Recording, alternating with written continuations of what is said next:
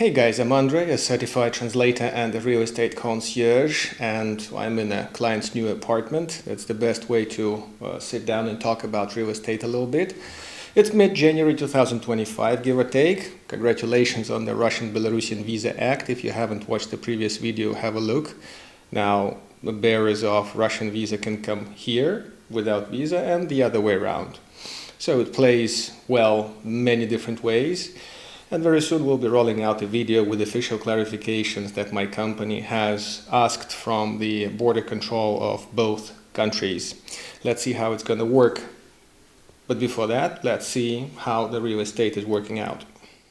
Thank you very much for supporting the channel. The two only links to do that are down below, and the any support like $5–10 makes me feel that the channel is necessary and you're enjoying the content. For that, I thank you very much, and thank you for staying. Your likes, your dislikes, your comments are motivating to move on as well.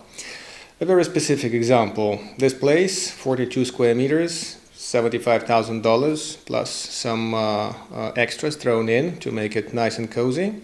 We are hoping to rent it out for $450 long term. We are friendly towards foreign tenants who may need, of course, to spend a few more dollars to make it a comfortable place. So it's a long-term rent. It's cheaper long-term, but it's obviously much cheaper than per night rentals, like $30 a night at least. You could expect for such a place. Not even in the city center, actually. Now that the Russians are gone and the holidays are over till May 1st to 9th of May. And this year they weren't particularly, let's say, handsome spenders, the Russians. The choice may become more democratic, and the booking platforms, which are still not including booking.com and Airbnb, but hotels.com, the Expedia guys, may give you an offer should you come here short term. This place is long term. I'll give you a quick video coverage in a few minutes.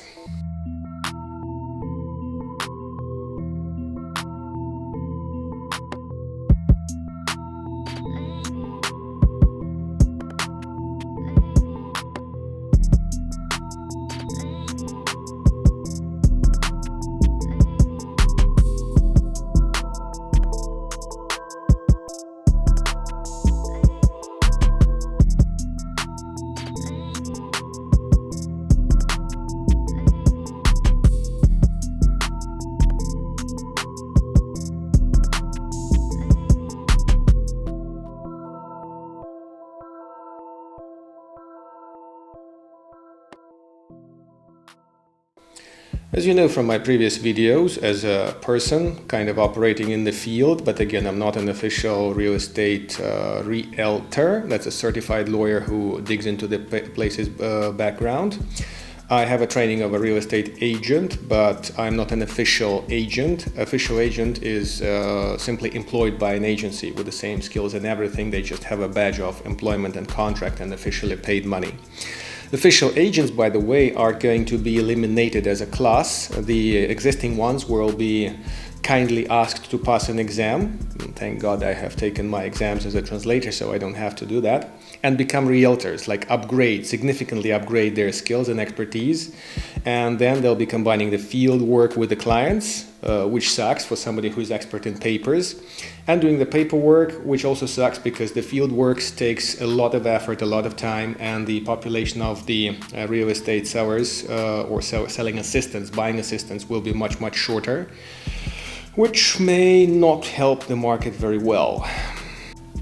I guess if I were an interior designer, I would have thrown in some sort of a painting here, like Napoleon style thing with a piece of glass with a few straws in there. Girls like that stuff these days. But again, I'm a real estate concierge. I smooth the path from your entry into the country. My company has been officially relocating people, mostly from the West, but generally from worldwide, into Belarus with their new ideas, new capitals, and new way of life they wish to have here. And by now, it's been almost 4 years we've been doing that. Very soon I'll be going to Vitebsk, where real estate has been going down in price lately, and we'll be spotting one of those one-room apartments. The concept of that you know already. And in the next videos, hopefully this week actually, in a couple of days, I'll be releasing some new clips, new apartments, new properties for your understanding and feeling of the market the way it is real time actually.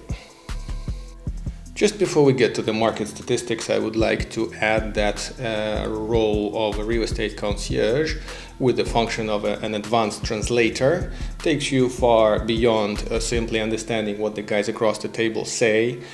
Somebody who is in this field, I'm not in the oil market, let's say, so I can't advise on oil supplies and oil parts and things. One can only know if he's an expert. But here, since the very first deals, when the real estate guys whom you hired and whom you paid really didn't give a damn about little side things, which became big when it came to the deal, and the deal was at the risk of not happening.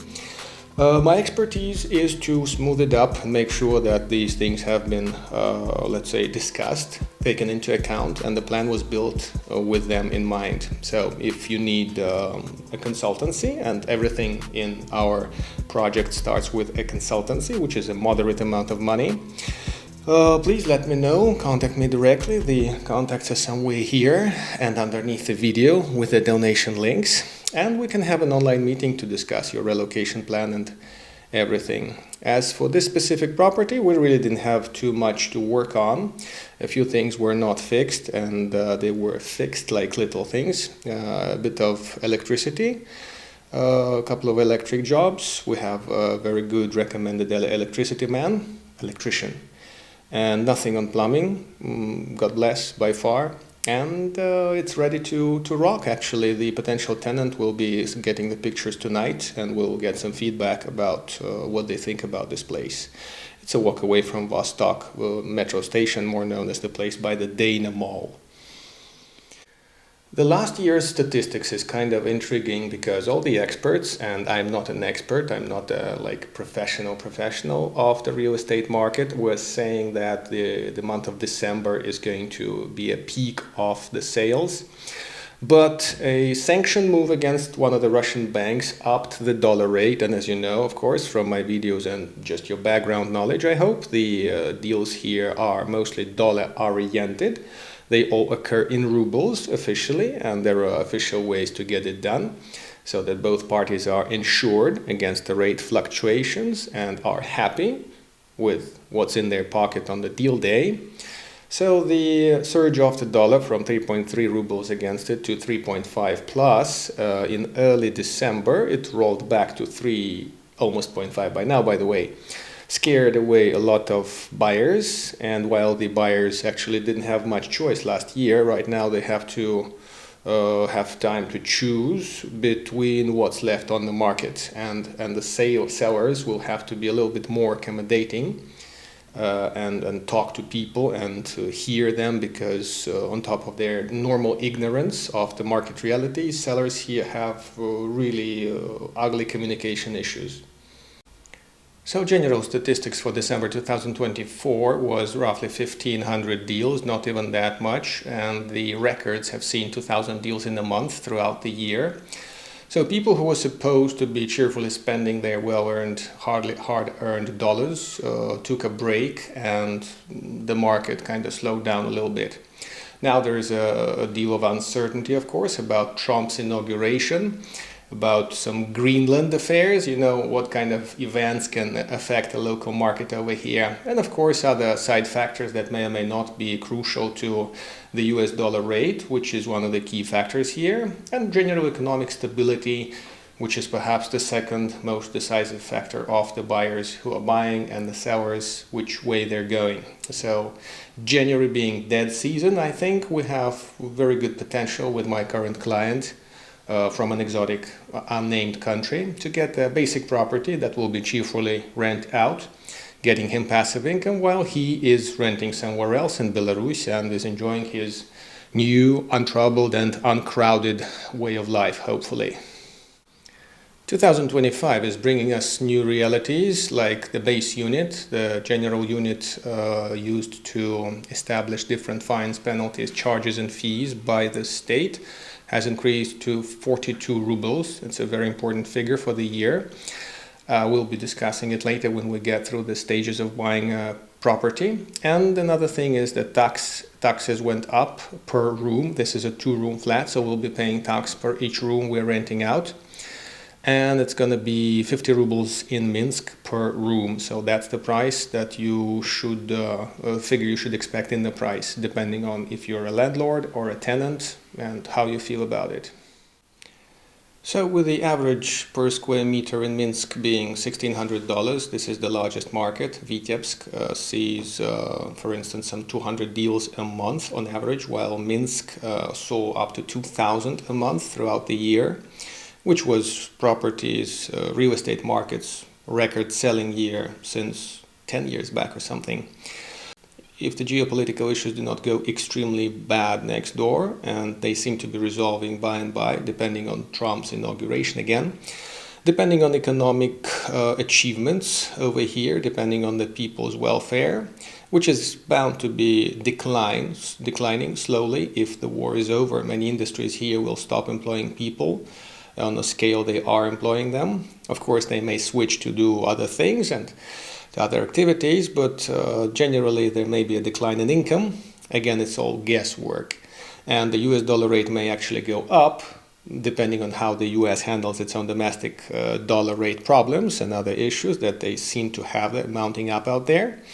Depending on all that, the market is going to steadily decline price-wise, and while the older apartments may go a little bit cheaper, the newer ones, like the 1990s, 2000 plus apartments, which cost ridiculous money right now, I mean, given the view and versus what they're offering inside, the properties like that, the newer ones, are not going to lose in price too dramatically. Again, that's all guesswork. You have to dig into the market, you have to see all the cases, you have to talk to people, assess the place and make an offer. You never ask, you never get. That's one of the major points here in Belarus, and not just applicable to the real estate market. So guys, without predicting anything, which is not really my capacity, I would like to say that if the dollar rate goes up over here, reaching 4 rubles against the dollar, there may be a shock demand for properties, and all the credible options that can be monetized, that is rented out, will be washed away, for the only reason Belarusians cannot and will not invest into something else, majorly, mostly. And this is going to stop the market before it starts going down badly. Offers will not be interesting to the buyers, owners will not be, again, accommodating and accepting the market realities swiftly. There's not going to be a drop, most likely. So right now, if you have plans to come over here and invest, not Dubai kind of investment, but invest some money into your TRP status basis, a 1 or 2 room apartments, nothing too big, nothing too luxurious, $35,000 give or take, is something that we're working on in different major cities of Belarus. And we're not working with village houses, not in major cities in Belarus. You're most welcome to contact me and we can discuss your plan during an introduction call or a consultancy call. Consultancy is a paid service because expertise, especially mistakes of the past, cost money, and it's a small token of appreciation of my channel content, of my expertise, and it helps me to see if we are going to be a client and operator and see how that moves on into a deal and TRP on your side over here. Thank you very much for watching the channel, guys. Appreciate you were with me. Appreciate your likes, your dislikes, your comments, no matter how much related, ideally related to real estate, of course, underneath this video. Drop me a message if you need assistance, and shop wisely, shop responsibly. Be careful of that metapneumonia thing that has been invented over there in a more exotic country in the southeast. Cheers from Minsk. See you later.